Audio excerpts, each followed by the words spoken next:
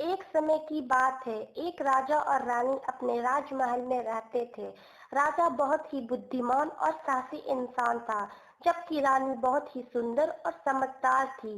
राजमहल में उनकी सिर्फ एक संतान थी, एक बेटी जिसका नाम जिया था। जिया बहुत ही जिद्दी और घमंडी थी।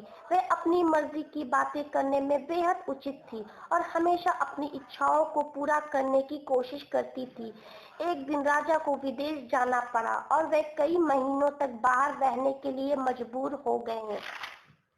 मंत्री राजा से कहते हुए, क्या हुआ महाराज, आप मुझे कुछ परेशान दिख रहे हैं। हाँ, मैं बहुत ही चिंतित हूँ क्योंकि मुझे अपने परिवार और प्रजा से दूर रहना अच्छा नहीं लगता है।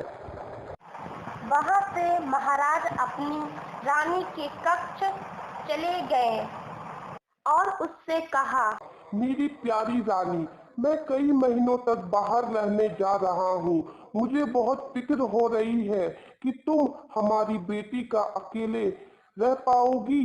क्या तुम इस समय हमारी बेटी का ख्याल रख सकोगी? महारानी ने कहा, हाँ महाराज, आप परेशान ना हो, मैं हमारी बेटी का पूरा ख्याल रखूंगी। आप जब यात्रा करके लौटेंगे तो हमारी बेटी का नया रूप देखेंगे। महाराज कहते हुए, हाँ, मुझे यकीन है। महाराज अपने यात्रा पर निकल गए। महाराज के जाते ही जिया और भी जिद्दी होने लगी। जिया मंत्री से कहते हुए, मेरे बाबा यहाँ नहीं है, इसलिए अब मेरा राज अब संभालूंगी। अब यहाँ मेरा हुक्म चलेगा। उत्साही माँ छोटी राजकुमारी, मगर आप अभी बहुत छोटी हैं इस तख्त के लिए। जिया क्रोधित होते हुए, तुम्हारी इतनी हिम्मत, तुमने मुझे मना किया, मेरी बेइज्जती की। मैं तुम्हें मंत्री और राजमहल से बेदखल करती हूँ। मंत्री उदास होते हुए कहा, मुझे माफ कर दीजिए, मुझे राजमहल से बेदखल मत कीजिए। उसके बाद छोटी राजकुमारी मान जाती है और कहती है, ठीक है, मैं तुम्हें माफ करती हूँ, लेकिन मेरा फरमान पूरे राज्य में फैला दो कि इस राज्य की राजकुमारी मैं हूँ और यहाँ सिर्फ मेरा हुक्म चलेगा। और मेरा फरमान ये है कि जितने भी इस राज्य में व्यापारी हैं, वो सबको तिगना टैक्स देना पड़ेगा। राज्य के सारे लोग ये सुनकर परेशान हो जाते हैं। राजमहल के बाहर जमा हो जाते हैं। उनमें से एक कहता है, राजकुमारी, हमें अंदर आने दीजिए, हमें आपसे बात करनी है। एक सिपाही राजकुमारी के पास जाता है और उन्हें सारी बात बताता है। राजकुमारी बोलती है, ठीक है, उन सबको मेरे दरबार में हाजिर करो। राज्य के सभी लोग दरबार में हाजिर हुए। उनमें से एक आदमी कहता है, छोटी राजकुमारी, हमारे साथ ऐसा मत कीजिए, हम सभी लोग भूखे मर जाएंगे। हमारे छोटे छोटे बच्चे भी हैं, उन सब का क्या होगा? इतना सुनकर राजकुमारी खड़ी हो जाती है और उस आदमी को मारती है और वह आदमी गिर जाता है।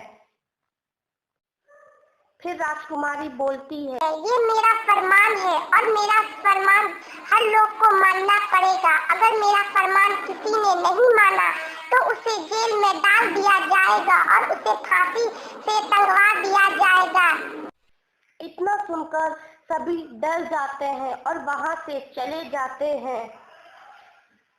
फिर राजकुमारी के हुक्म पर सभी सिपाही राज्य के लोग से टैक्स लेने लगते हैं और जो टैक्स नहीं देता उसे मारते पीटते हैं। ये सब देखकर बड़ी रानी बहुत परेशान होती है और सिपाही को आदेश देती है कि जल्द से जल्द राजा के पास जाकर मेरा संदेश पहुंचाओ और राज्य आने को कहो। जब राजा अपने राज्य आके अपने लोग को ये हाल देखते हैं तो वह बहुत परेशान होते हैं